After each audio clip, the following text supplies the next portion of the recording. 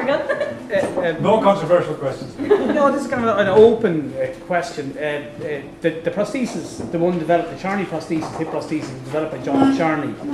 And Jimmy Sheehan, who's one of the first bioengineers, a surgeon who got very much involved in engineering, one of the most famous bioengineers, along with Professor Pequer, if he's still here, worked in his lab back in the 60s with John Charney.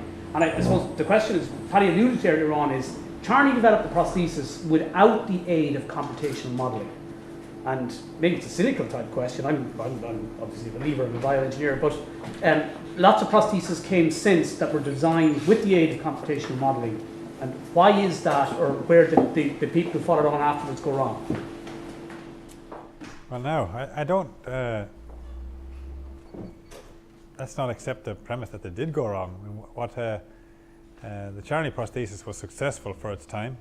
Sorry, can you talk off this a little bit? Yeah, I can. Is this microphone not doing the job? No, it's not recording you. It's only recording me.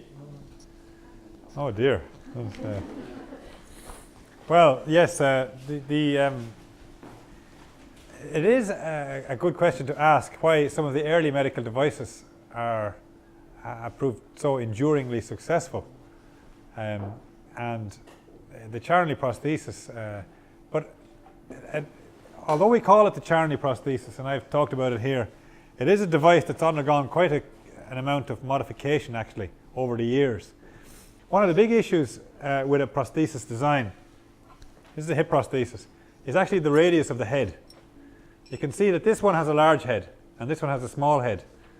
And Charney was the first person to say a prosthesis should have a small head. The reason it could have a small head was that the torque generated by the frictional forces would be less because the radius is less. And therefore the torque that would loosen the prosthesis would be less. The problem with the small head is that you do have higher stresses in the other side of the bearing, which is plastic, and it wears quickly. So Charney's prosthesis didn't tend to loosen, but it did tend to wear. This prosthesis may have had higher torques, so it loosened, but it didn't wear as much. There's all kinds of trade-off gone into the design of these devices. Now you would, when Charney's prosthesis came on the market first, a device would last 10 years. About 30% of devices would last 10 years. Now we can expect the same Charney prosthesis to be implanted to last only 5% fail within 20 years. So what's improved is not the device itself, but the quality of the surgical procedure that's been used to implant it. The quality of the bone cement, the accuracy of the templating to ensure proper positioning, and the general training of the surgeons, and the aseptic technique in the surgery, and many issues like that. So computational models must compare like with like. They can't compare really over time in the way you're suggesting, Fergal. So that's what in our computational models, we try to set up these virtual environments that compare one device with another to select which may be better. We can't really compare devices generated in historical time like you're suggesting. How about that for an answer? Oh yes. Okay. Please. Yeah, when you were showing those devices there, I was thinking about ceramics, but that's probably another area again. But I'm just wondering at a more micro level, what progress is being made so that when devices of various sorts are implanted, that they're not rejected and the patient doesn't have to take massive amounts of drugs to avoid that rejection. I mean, is it moving towards more organic devices which are self-perpetuating and self-developmental? Is that an area that you're dealing with? Yeah, well, I think we have an orthopedic surgeon here who might add a little bit to what I'm going to say, but many kinds of implants have... Okay, you want me to use that? Is that better? Everyone can hear me? Okay. Have been developed using ceramics. In fact, many modern implants now would have, if you look at this device here, it has a metal head integral to the implant. This device here has no head on it. Is it? My beautiful assistant will demonstrate. And the head would be slotted on the top. This is a Morse taper for your mechanical engineers. And a ceramic head would be put on the top. The benefit is that a ceramic head, with articulating with the polyethylene, has a lower wear rate and is less likely to release particles. And in these kind of devices, it's the particles that are released that cause the reaction. The particles released in the wear process that cause the reaction. So there's great advances in minimizing the amount of these wear particles that are released. And in that way, the biocompatibility of the devices has improved. I don't know if anyone else would like to add a bit more on that, but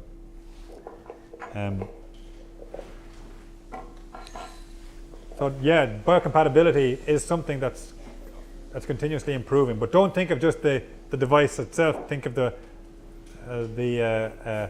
wear particles, or indeed the corrosion products that may be released from the device. These are also critical, and they can cause reactions, systemic reactions in the body rather than localized reactions. And so is that an immune response or something? There's kind of stuff worn off and floating around and the Yeah. body then just mops it off? Yeah, and if sometimes the bulk material may be acceptable to the body, but the small particles released may not be, and may provoke a reaction when they're transported to some other part of the body in the bloodstream. So. Any other questions? Comments? Yeah, Fergal? Can I come in this time with the last one might have very cynical, but it wasn't. In the medical device industry, computational modelling has been used all the time in the design of stents and stresses and strains, and the biomedical engineering community understands completely where computational modelling is involved. And Paddy brought it up earlier on about getting biologists and clinicians, I suppose, to be less cynical. So what do we need to do to convince the biologists or convince the surgeons or clinicians about where the role of computational engineering or computational mechanobiology can be used? That's interesting.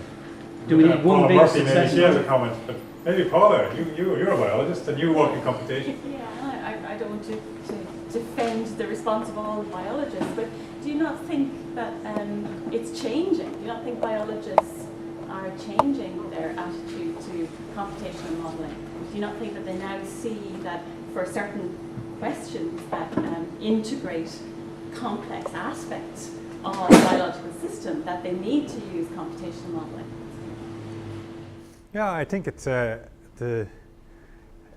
the computer simulations become more sophisticated, computers are more powerful, but I think particularly the visual representation of models has improved.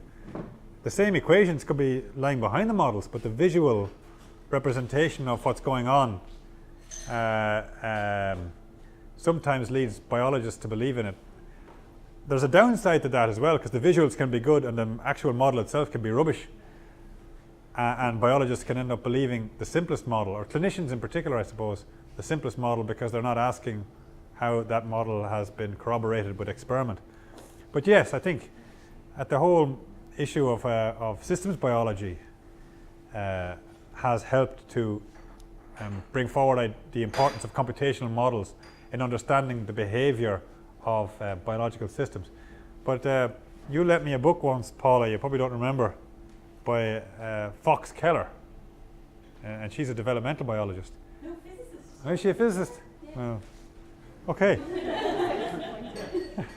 In any case, what she said in that book was a biologist won't really believe or won't consider to have had an understanding of a thing unless it's on data derived from experiment. You know, the understanding comes from experiment. A computational model may help to map out the nature of the important parameters and do all that good stuff, but understanding comes from experiment. And I think that's true from what's, from the past. But I certainly feel among my colleagues that there is an increasing appreciation of the value of going further with a computational model than you can do in the experiment. Yeah. Well, I think that's true. I think it's happening slowly. The thing about the computational model is, if it's a good model, it has predictive power. So you can predict what might happen if you were to do an experiment which is not feasible to do, or which might be dangerous to do. Yeah, I think that's, or which might not be ethical to do. Yes, which might not be ethical to do. I think that's where computational models will come into their own for medical devices, where you might be able to test hypothetical designs of stent or orthopedic implant in a patient. And actually, the imaging and computational techniques are improving so much that you'll be able to do it based on patient-specific models, using images from an individual patient and test out what it would be like to perform that intervention in that patient. Test out different kinds of implants. We have had a project on that running for a number of years on hip replacement implants, where we did a study where maybe I'll take a second to explain this. An orthopedic surgeon gave us 17 X-rays of implants that were implanted at least 10 years ago in Tala, and he said 7 out of these 17 failed within 5 years. Can your computational tool tell us? We're not going to tell you, but if you can tell us which of the 7 failed early, then we'll believe you. And this was a real gauntlet. And actually, we identified 6 of the 7. So I think it was reasonably good. We had to construct finite element models of each individual patient's implant.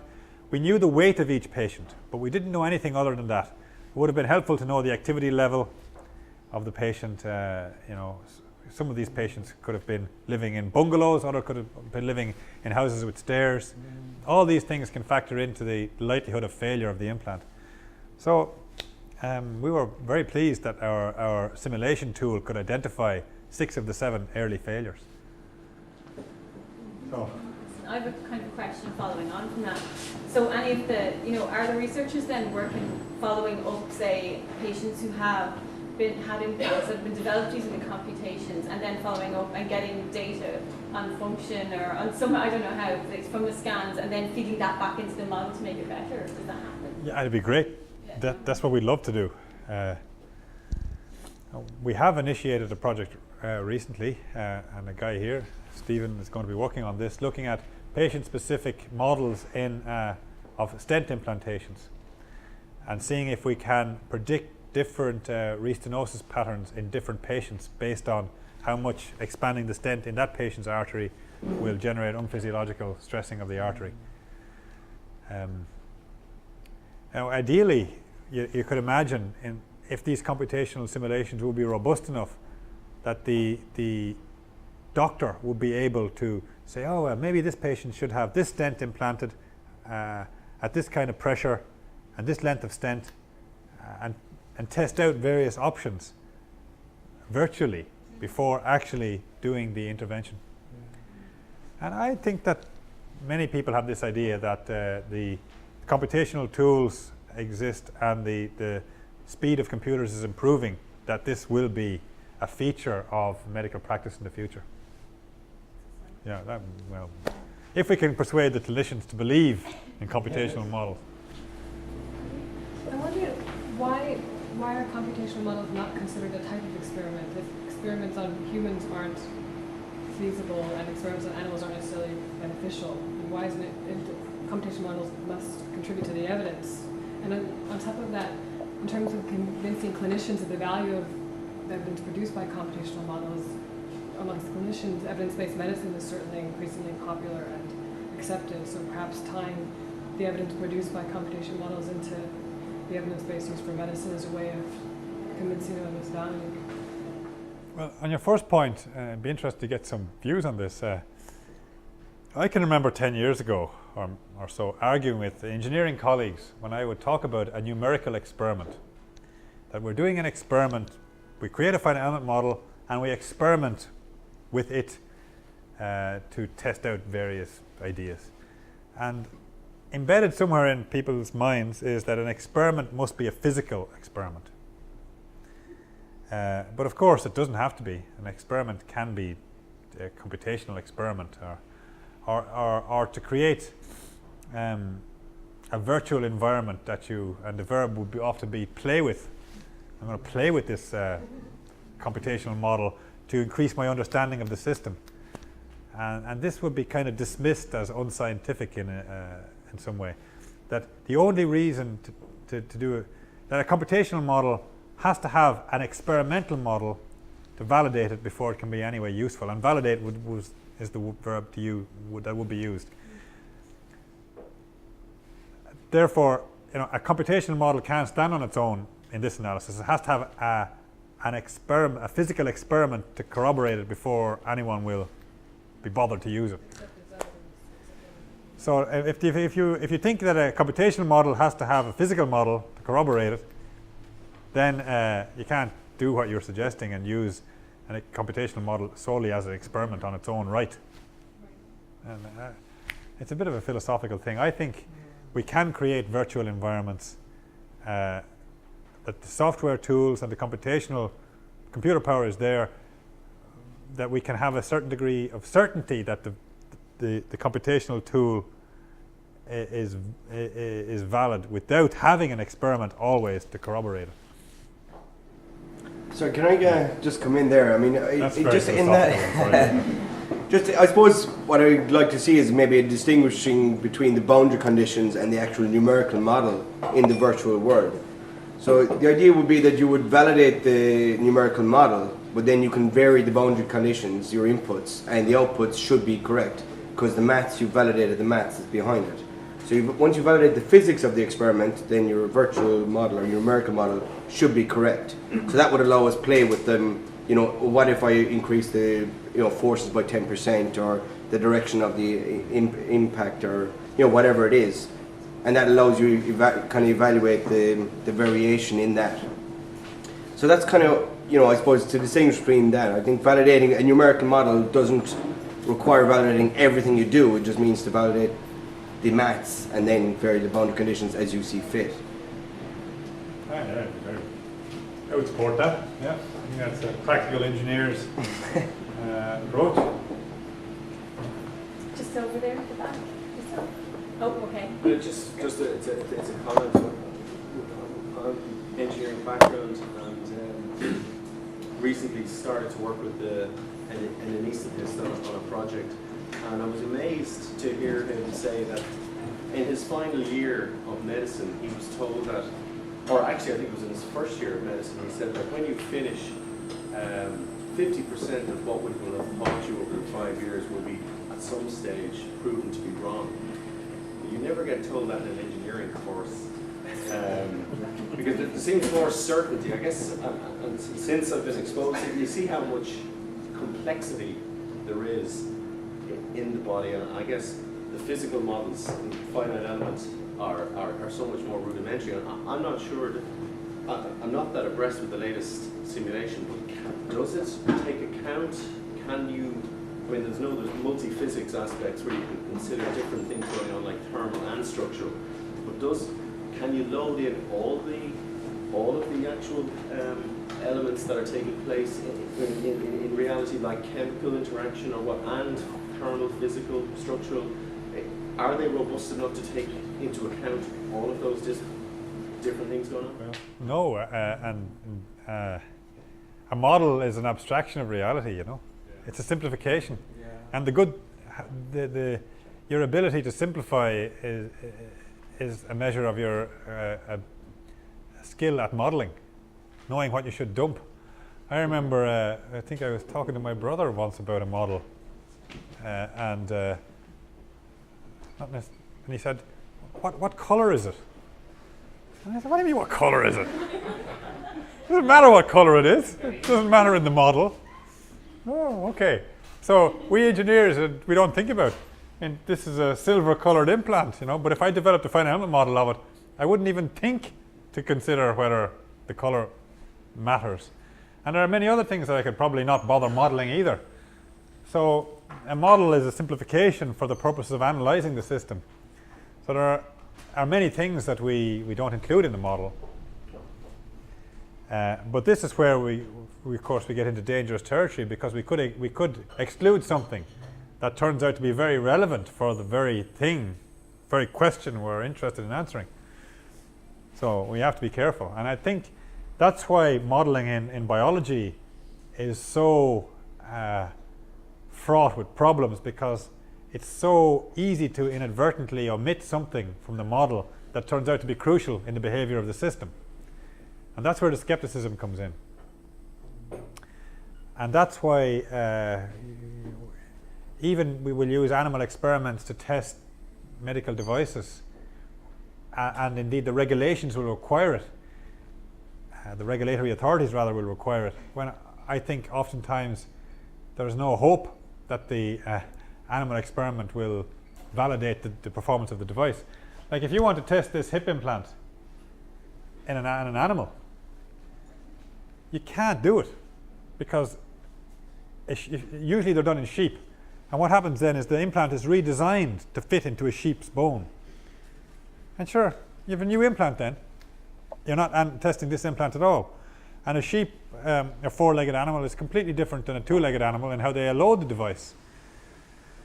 So when you test this implant in an animal, you're not going to get the animal model, as the biologists will call it, is not a good model for the performance of that device in a human. It should be possible for engineers to design much better computational models than the animal model. And that's what we really should be. We should be persuasive enough to the regulatory authorities in the clinical community that our computational models can do the job better than these animal models. But because in the regulatory authorities come from oftentimes they're particularly concerned about the behavior of drugs, they're focused on animal models as an essential element, and perhaps they aren't so essential. So there's a few comments that sort of answer your question in a roundabout way. Right in the corner over there. Yeah, the last speaker was talking about the certainty of engineering, so I'd just like to give you an ethical question where there's almost no certainty and there's loads of questions. You talked about animal experimentation, and the Irish Times 2 weeks ago was talking about a scientist who was testing himself as regards DNA. Could he predict, for example, whether you get depression, obesity, and so on? So there's a lot of engineers in front of me here, it seems. There's yourself and so on. When it comes to the time, would you experiment upon yourself? Would you say, fair enough, I need a hip replacement, I need a stent, whatever, a stent, I'll try now the latest one, which I couldn't try on a sheep or whatever. Do you think, number one, that's ethical? And would you encourage your fellow engineers, yourself, to do something like that? Or would I trust my own model? Well, would I? I don't know if I would encourage it. You need more than a sample size of one in any case for it to be scientifically sensible. I do know actually engineers that put strain gauges on their bones to work out what the strain in a human bone was, and they did various different activities, running and walking and jumping, and recorded the strain, and they did it on themselves, and they reported it in a scientific article. So people do it, and yeah, I still think I'd like to advocate computational models. We've got quite a few people here who are doing computational modeling. Maybe they might like to disagree with me. Just by way of background, in the 1950s there was an American colonel who was looking at the tolerable loads that aircraft pilots could withstand taking off from aircraft carriers. And he tied himself into these aircraft and demonstrated that with suitable restraints he could withstand things that nobody believed could be withstood. So, and he calls it a sea change in understanding. So in some cases it does take that.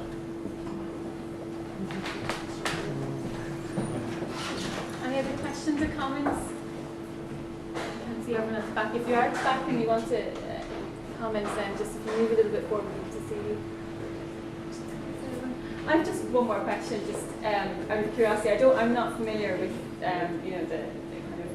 the business end of replacements and things like that, but I'm wondering, when people get hip replacements, is there then, is it quite natural for some pieces to come off and for there to be kind of like a baseline level of inflammation they'll always have a little bit of a higher level of natural sort of higher information state in your body.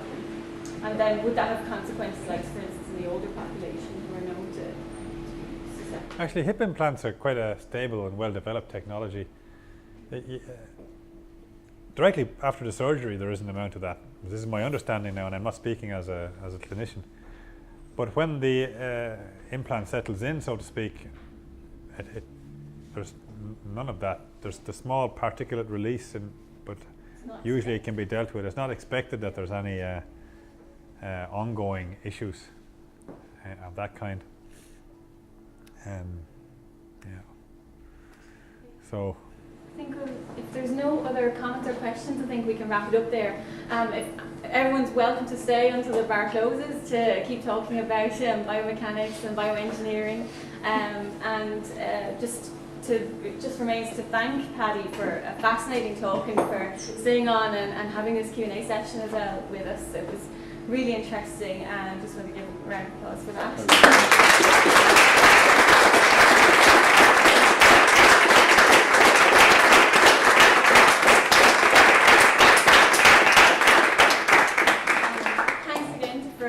And everyone at Engineers Ireland, the Biomedical Division, for co-hosting and co-funding this cafe. We're absolutely delighted to work along with you. Definitely, we're looking forward to doing more so in the future. Just to thank as well the co-organisers of the cafe, Zara, Shane, Judith and Bridget. And if anyone would like to know more about the cafes or to come along to any future cafes, our website is alchemistcafedublin.com.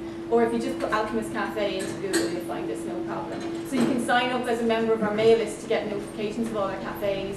We're on Twitter and we do RSS feeds and all that. So there's lots of ways of hearing about the cafes. And if you check out Mary Mulvihill's Science Culture Bulletin as well, we're often featured in that.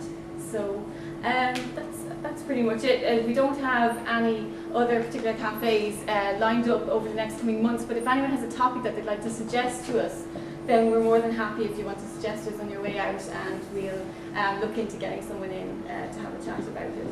Okay, so thanks very much again for coming. Thanks.